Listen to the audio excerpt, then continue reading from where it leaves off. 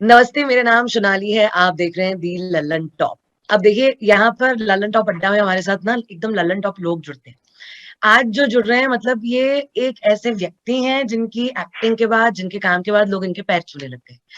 और वो ऐसा इसलिए होता है, किसी भी एक्टर के लिए अच्छी बात क्या होती है कि जब उसकी प्ले किए हुए किरदार को ऑन स्क्रीन उसकी रियल लाइफ पर्सनैलिटी से कोई जुदा ना कर पाए, वो इतना आपस में मिल जाए, और ऐसा ही हुआ। तो एक ही रोल की बात नहीं करूंगी, ये जितने भी रोल इन्होंने किए हैं, जिसका जिक्र धीरे धीरे आगे आगे करती जाऊंगी, वो हर एक रोल कमाल है। मेरे साथ है मोहित रैना। नमस्कार, बहुत बहुत स्वागत। नमस्कार, thank you so much, that was a wonderful introduction, thank you. Thank you so much. पर मेरे को ये पता चला है कि आप इतने मॉडेस्ट हो, आप सबकी तारीफ कर देते हो, तो ठीक है। लेकिन मैं सबकी तारीफ करता हूँ। ये अरे थैंक्स।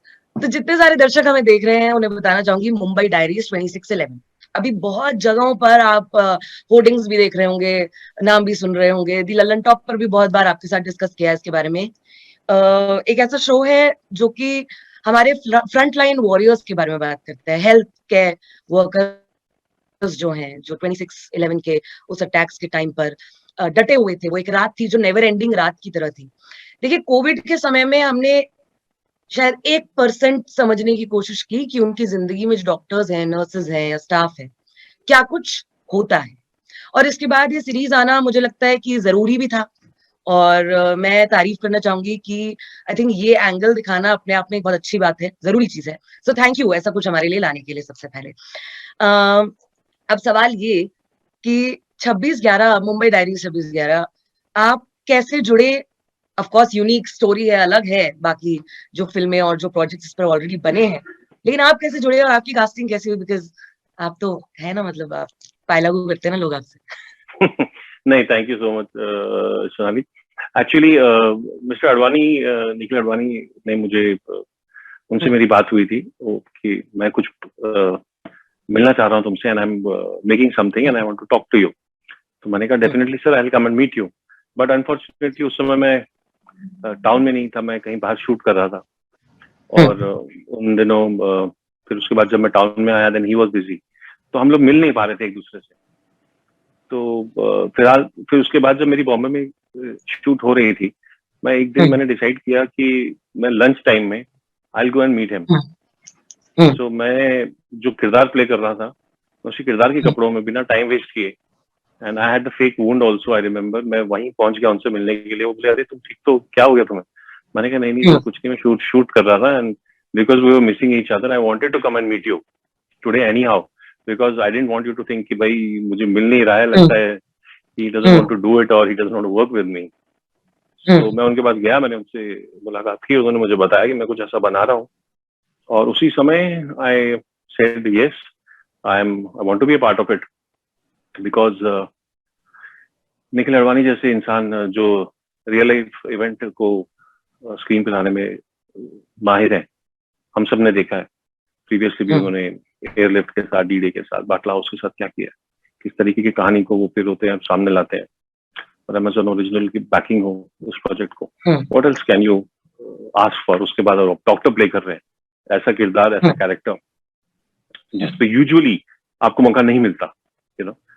तो आई थिंक आई वाज लकी कि उन्होंने डिसाइड किया कि मुझे ही कॉल किया। ओके, आपने एक जिक्र किया एक फेक वुंड का, क्योंकि आप शूटिंग कर रहे थे किसी और, I believe this was for काफिर। करेक्ट। या ओके। तो हमारी ना फिल्मों में या ऑन स्क्रीन कोई भी प्रोजेक्ट होता है या वेब सीरीज होती है, चोटें दिखाने का एक तरीका है। क्या होता है पुराने समय से कि एक सफेद पट्टी होती है, उस पर 3 बूंद लाल रंग होता है।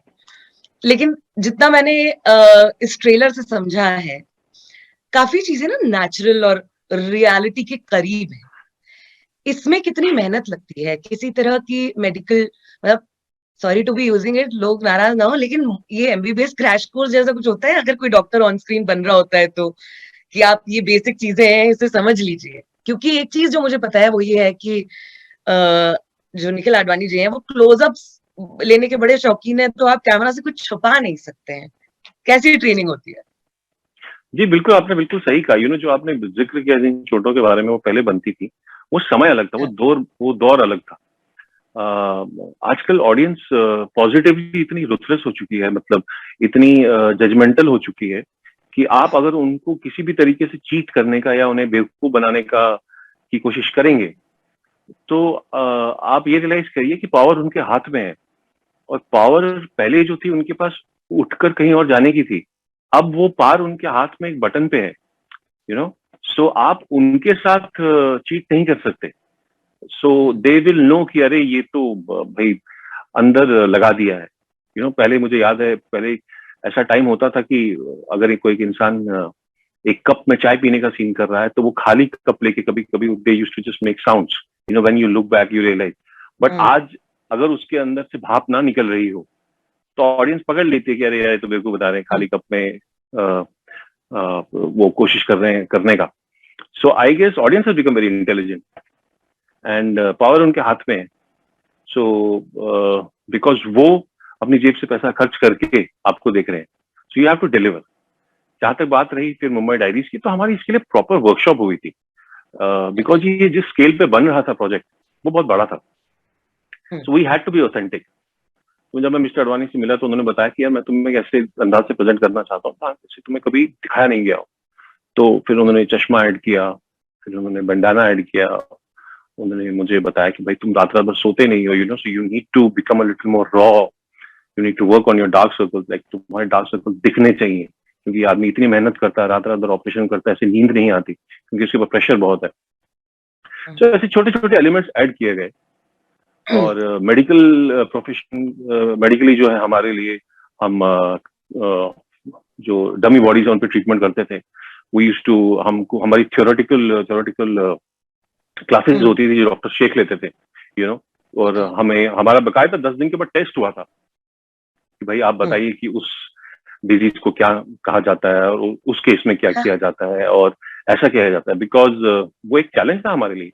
मतलब मेरे लिए पर्सनली तब भी था और आज भी है वो चैलेंज कि जो ग्लव्स होते हैं उन्हें 10 से 12 सेकंड में पहनना, और वो भी बिना देखे, और आपकी पांचों उंगलियां एक उसमें जानी चाहिए। So so I still when I get bored I try to do it, which doesn't happen. So I call हमारा एक ग्रुप है जिसे हम सब लोग अपने आप को फेक डॉक्टर्स कहते हैं।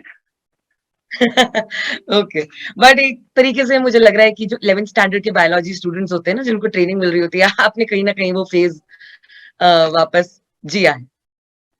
बिल्कुल बिल्कुल बिल्कुल। जब आपके बगल वाली कुर्सी पे 2 time national award winner Konkona Singh Sharma बैठी हुई हो, हाथ में किताब और कॉपी लेकर वो लिख रही हो कि इस बीमारी को ये कहते हैं और ये ऐसे करते हैं, तो आप सोचते हैं कि ये मैं कहाँ आ गया हूँ।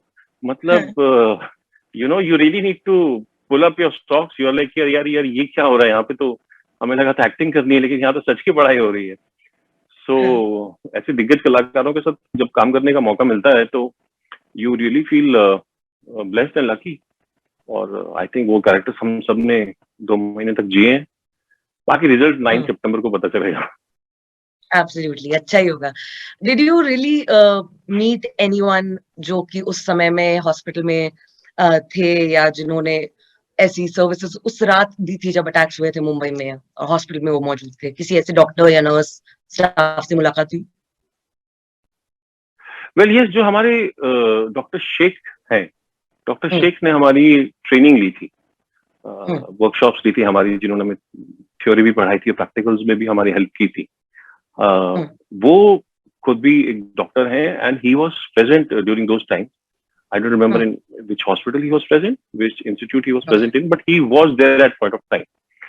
तो उन्होंने अपना पर्सपेक्टिव भी बताया था, अपना पर्सनल पर्सपेक्टिव, अपना प्रोफेशनल पर्सपेक्टिव, कि आप इमेजिन कीजिए कि आप उस समय एक ऑपरेशन थिएटर है और फॉर एग्जांपल 2 डॉक्टर्स हैं, और अचानक से 30 पेशेंट्स आ जाते हैं, और 30 के 30 पेशेंट्स को इमीडिएट ट्रीटमेंट चाहिए।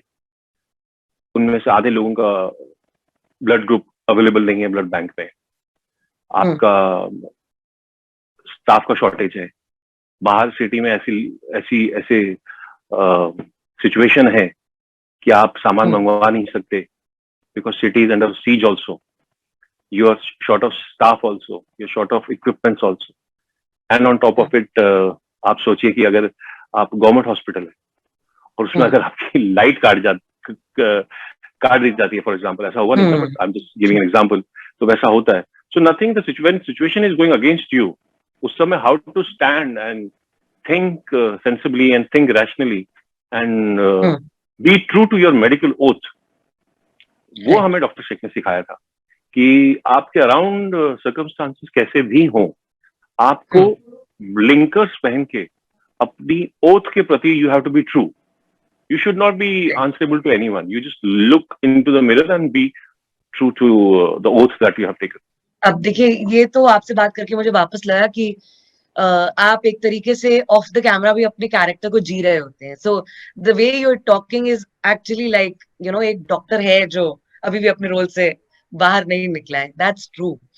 पर थोड़ा सा थ्रो बैक यहाँ पर करना चाहूंगी. बहुत ही फिल्मी तरीके से आप अपने घर से निकले थे, मतलब ये अक्कड़ पक्कड़ बॉम्बे गो वाला माहौल हो गया था एकदम. कैसे वो एक तरीके से वो ट्रांजिशन आपके लिए था? Because struggle I am sure सब करते हैं, बट आपने भी किया होगा. जब आप बम्बई आए, आप मॉडलिंग करना चाहते थे, टीवी पहुंचे, जो वो दिन थे, कुछ कोई किस्सा याद आता है कि ये चीज मुझे जिंदगी भर याद रहेगी? इनिशियल डेज के तो बहुत किस्से होते हैं, वो तो मतलब जब आप जम्मू कश्मीर जैसे एक छोटे शहर से आते हैं तो आपके दिमाग में मुंबई की एक छवि होती है जो आपने टीवी पे देखी होती है. आई स्टिल रिमेम्बर, बाद में मेरे डैड ने मुझे बताया था एक बार कि भाई हमने तो when he came to Mumbai with me, he said कि यार, so we had gone to a hotel, sun and sand एक होटल है बॉम्बे में.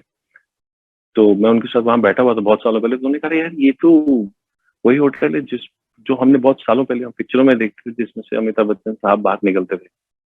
So I come from that middle class family from Jammu and Kashmir, and then thinking of coming to Mumbai and landing in a city like Mumbai from a different perspective, कि वहां जाके क्या होता होगा आपको नहीं मालूम, and then landing in the city and being welcomed by 26 जुलाई जो बारिश हुई थी. So उस समय तो सब बह गया था. बट उस समय भी स्पिरिट ऑफ मुंबई को पर्सनली देखना और लोगों ने उसे कैसे हैंडल किया था. आई स्टिल रिमेम्बर बहुत सारी स्कूल बसेस थी जो फंस चुकी थी. लोग 18-18 घंटे तक बसेस में बच्चे बैठे हुए थे. उस एरिया के जितने भी लोग थे वो उन बच्चों को पानी, खाना, ये सब चीजें प्रोवाइड कर रहे थे. मुझे याद है मैं अपने एक ब्रदर का एडमिशन करवाने के लिए चेंबूर गया हुआ था. सो मैं आते समय फंस गया था. So I was on a coffee shop. I was in a coffee shop on Carter road for 2 days because सब ब्लॉक हो चुका था, गाड़ियां खराब हो चुकी थी. सो आई थिंक मैं उस समय भी स्पिरिट ऑफ मुंबई को देखना उस नजरिए से, उस तरीके से, आई गेस वो बहुत ही खूबसूरत है, बहुत ही खूबसूरत है. तो वैसी मेमोरीज हमेशा मेरे साथ रहती है. ओके. उसके बाद आपने जो काम किया, तो ऐसा कभी आपके साथ रहा कि प्रोडक्शन हाउस के बाहर खड़े हैं लाइन में ऑडिशन देने के लिए, स्क्रीन टेस्ट देने के लिए, या कॉल लगाते जा रहे हैं कि कुछ का है क्या, कुछ है क्या? Did that happen to you also? Well वैसा कुछ तो नहीं था, बट मैं किस्सा बताऊंगा. मैं एक प्रोजेक्ट के लिए, तो नया मुझे बताया गया था कि आप हमारी नेक्स्ट प्रोजेक्ट के लिए हमने आपको सिलेक्ट कर दिया है. तो मैंने कहा कि बताइए भाई क्या है. तो उन्होंने बताया, देखिए हम आपको स्टोरी नहीं बता सकते, लेकिन 3 दोस्तों की कहानी है. मैंने कहा वाह फैंटास्टिक, बिकॉज हम उस समय नए नए थे तो हमें ज्यादा कहानी बताई नहीं जाती थी. सो मैंने कहा ठीक है, क्या करना है. बस कुछ नहीं, आप परसों शूट पे आ जाइए. तो मैं पहले दिन शूट पे पहुंच गया. तो मेरे फेस पे बहुत ऐसा, उन्होंने बोला सीन है कि आपको बहुत चोट लगी है. तो मेरे को उन्होंने फेस पे बहुत सब चोटें लगा दी, फेक वुंड्स लगा दिए, खून लगा दिया, और मुझे एक बेड के नीचे बोल दिया आप जाके उस बेड के नीचे लेट जाइए. और मैं जाके लेट गया. तो और उन्होंने मेरा लेटा हुआ शॉट ले लिया और उन्होंने मुझे कहा हाँ अभी नाउ यू आर डन, आप जा सकते हैं. मैंने कहा लेकिन बस इतना ही? कहते हाँ 3 दोस्तों की कहानी है, एक मर गया है और 2 उसके बदला लेंगे, तो आपका काम खत्म हो चुका है. तो बाकी जो आपके बदला लेना होगा वो आपके बाकी दोनों दोस्त ले लेंगे. सो वो किस्सा मुझे आज याद आ गया. सो आई थिंक या वो भी एक किस्सा था, वो भी एक दिन था. ओके. फिर तो मुझे लगता है कि there was no looking back. आप जिस तरीके से, जिस स्पीड से आगे बढ़े, दैट वाज क्रेजी. आपने देवों के देव महादेव में एक रोल ऐसा किया जिसमें बड़े बूढ़े भी आकर आप इतने कम उम्र के रहे. आपके पैर छूने लगे, ये मैंने एक किस्सा सुना। और ऑन द अदर हैंड आपकी फीमेल फैन फॉलोइंग कैसे एकदम बढ़ती गई, and I kept reading the headlines about the abs, the smile, the dimples, it all went so well. But इसके जब पीक पर आप पहुंच गए, जब सबसे ज्यादा रिकॉग्नाइज आपको लोग करने लगे, तब कहीं एक डिस्कम्फर्ट था कि now it's getting too much, या कोई ऐसा इंसिडेंट कि यार ये तो बहुत ज्यादा हो गया, I think I need to get out of it now? नहीं, I don't think, but I very clearly remember मेरा उन दिनों 2015 या 14 की बात है, मेरा एक लास्ट इंटरव्यू था, मतलब जो हाँ, उस साल में मैंने दिया था। तो जब वो सीरीज खत्म हुई थी, तब किसी ने मुझसे सवाल पूछा था, तो मैंने कहा था कि the real struggle will begin now. I guess उस समय कोई उस बात को समझ नहीं पाया था, बिकॉज मैंने देख लिया था कि लोग किस तरीके से आपसे बेइंतहा प्यार करते हैं, you know. So when people love you so much, they own you. Her actor का जो होता है एक अलग अलग नजरिया होता है ऑडियंस को उसे देखने का। कुछ आप के साथ पिक्चर खिंचवाना चाहते हैं, कुछ आपको आपसे ऑटोग्राफ लेना चाहते हैं, कुछ बस आपसे खड़े होकर बात करना चाहते हैं, कुछ होते हैं जो सिर्फ आपको देखना चाहते हैं या कहना चाहते हैं, बताइए आप कैसे हैं भाई, बड़ा अच्छा लगा आपसे मिलकर, you know. So I think there are certain people we think really we own, you know. So I think I was lucky enough कि ऑडियंस ने मुझे वो प्यार दिया। मेरे लिए सबसे अच्छी बात थी कि ये दौर बहुत अलग था, तो मुझे उसके बाद अलग अलग किरदार करने का बहुत मौका मिला। फिर उसके बाद मैंने ईश्वर सिंह जैसे एक सरदार का किरदार प्ले किया बैटल ऑफ सारागरी में। फिर उसके बाद मैंने एक्चुअली भोकाल किया, फिर मैंने उरी किया, फिर मैंने काफिर किया, फिर मैंने मिस्ट्री सीरियल किया, फिर उसके बाद मैंने मुंबई डायरीज की, फिर मैंने शिद्दत की, यू नो, फिर मैंने सीजन 2 किया। So I think I was lucky that I was part of this phase. जिस चीज की आप बात कर रही हैं, आई गेस वो पहले होता था, but I was lucky that I was in this phase. और आई वाज लकी कि मुझे इतना प्यार मिला जो किसी एज गैप का को लिमिटेड नहीं था। शादियां कहती थी कि बेटा तुम बहुत प्यारे दिखते हो, उनकी बहुएं कहती थी आप देखने में बहुत अच्छे लगते हैं, आप कमाल लगते हैं। उनकी बेटी कहती थी कि भैया you really look cool and hot. उनके छोटे बच्चे कहते थे uncle you look sexy, you know. So वो कोई एक जॉनर, एक एज वो नहीं था जो जो आपको देख के आपसे प्यार नहीं करता था, यू नो। सो वो बहुत अच्छी चीज थी। So I think that is their love. आपने एक जिक्र किया ऐसा, the fans when they start you know owning the maybe their idol or celebrity, और जिसमें भी उनका फेथ है। अब ऐसी possessiveness का कोई किस्सा आपको याद है? I won't say that's crazy because you know everybody has their own way of expressing love, पर ऐसी possessiveness का कोई किस्सा है? बहुत किस्से हैं। देखिए लोगों का अपना अपना तरीका होता है बात करने का। मुझे याद है एक मतलब अपना प्यार दिखाने का, एक चेन्नई में आई गेस एक शख्स है जो मेरे बहुत बड़े एडमायरर हैं। तो उन्होंने अपने लिए घर खरीदा था और उन्होंने he bought a dream house and he said कि मैं इस घर का गृह प्रवेश तभी करूंगा जब आप मेरे इस घर में आएंगे। So I said थोड़ा पॉसिबल नहीं होगा because it little impossible, because उस समय मैं नहीं जा पा रहा था। सो ही लिटरली आई थिंक वो 1-2 साल तक वो शिफ्ट नहीं हुए। तो फिर उनकी जो धर्मपत्नी है, उनकी मिसेज, उनकी फैमिली, वो सब मेरे को रिक्वेस्ट करती थी कि प्लीज आप आ जाइए और यू नो गृह प्रवेश का हिस्सा बन जाइए। राइट। एक आखिरी सवाल का मुझे इशारा आ गया है, टिकी जी आगे बढ़ रही हैं। तो ऑफ कोर्स मुंबई डायरीज को लेकर लोग एक्साइटेड हैं। एक्साइटेड से ज्यादा मैं कहूंगी कि ईगर है टू वॉच, उसमें क्या दिखाया जाता है, किस तरीके से दिखाया जाता है। उस समय की भी अपनी तमाम सारी लोगों की बुरी यादें हैं जो जुड़ी हुई होंगी ऑफ कोर्स उससे। एक और जिक्र आता है जब भी आपके काम की बात होती है। Sorry, I'm not able to, you know, get over your dimples and of course, how amazing you look. But Uri का जिक्र आता है, Uri the surgical strike. When you look back to it, you know, वो chest thumping dialogues थे, आपको देखकर लोग How's the Josh, hi sir वाली एनर्जी रखते थे, राइट? एक तो आप उसे कैसे देखते हैं आप पीछे मुड़ के, और क्या उसके बाद फिर वैसे आर्मी बेस्ड रोल्स आपको ऑफर होने लगे? वेल आई गेस मैं बचपन से ही, क्योंकि मैं कश्मीर से हूँ, मैं बचपन से ही मैं पला बड़ा डिफेंस फोर्सेस के आसपास हूँ।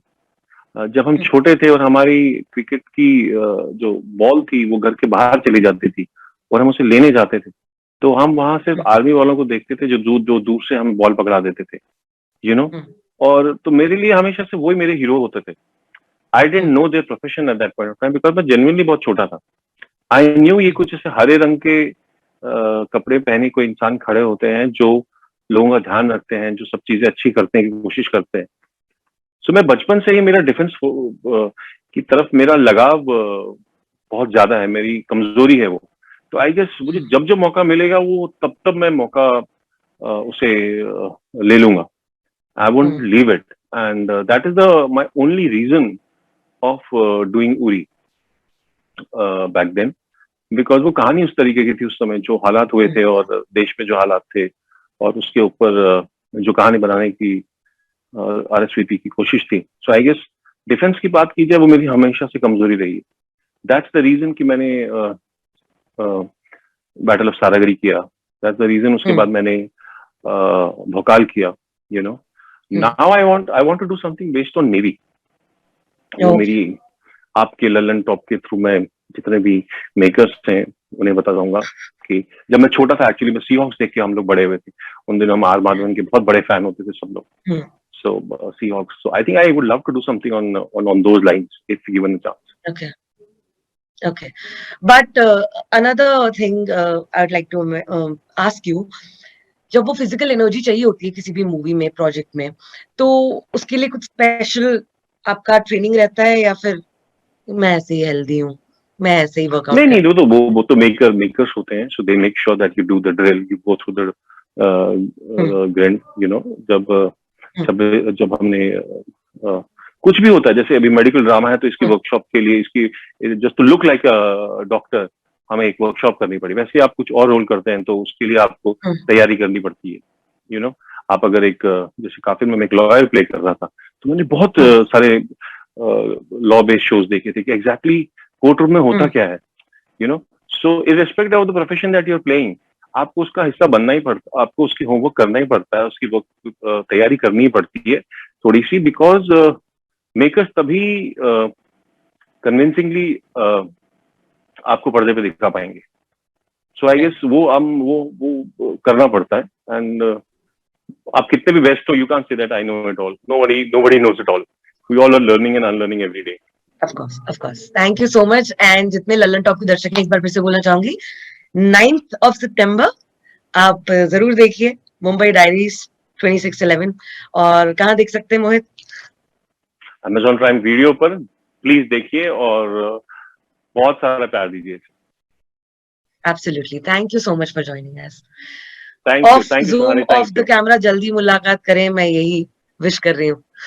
Thank you bye, Sonali, please stay thank you, safe, stay all safe, the thank best. you। You to.